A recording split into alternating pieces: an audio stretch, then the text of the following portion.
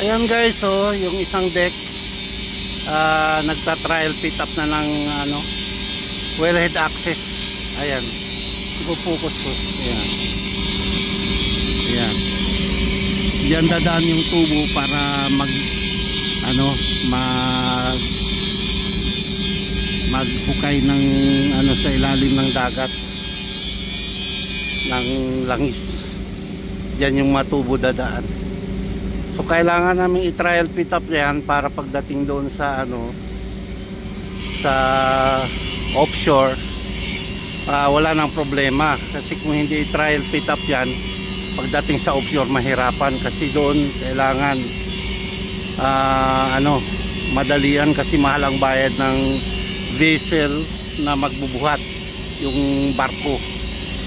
So mahal ang bayad. So kailangan i-ensure namin dito na pagdating doon wala nang problema, na lang, magbubolt na lang sila.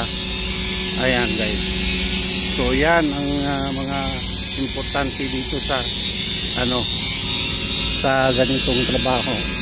Gaya doon nagkakabit ng sunshield guys. Ayan, nagkakabit sila ng sunshield. Nakapokus siya.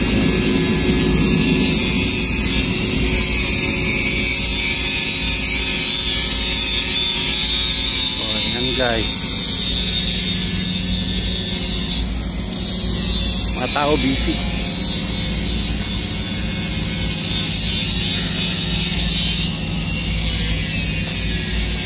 Dito isa rin to. Ayan guys,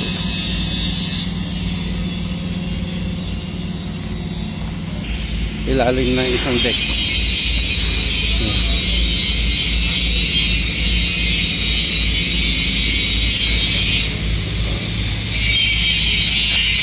Ayan kayo, nagtatrabaho, tapos dito sa baba walang barricade. Nasermonan ko tuloy. Kailangan nila maglagay ng barricade para ma-alert yung tao na may nagtatrabaho sa elevated structure. Kasi by accidental, kung may object yan na bumagsak, baka mahiya ka ng bumangon pag tinamaan ka.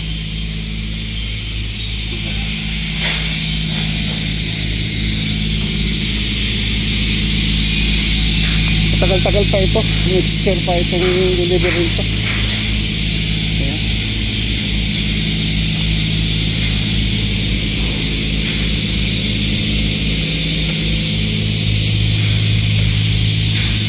Ayan guys.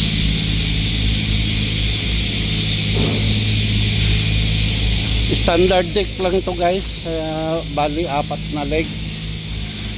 Mas malaki yung ginawa namin kasi 8 leg ang bigat nun. Ayan guys. So guys, dito na lang guys, balik na ako sa opisina. So guys, thank you so much. Bye for now. Thank you for watching. God bless us always.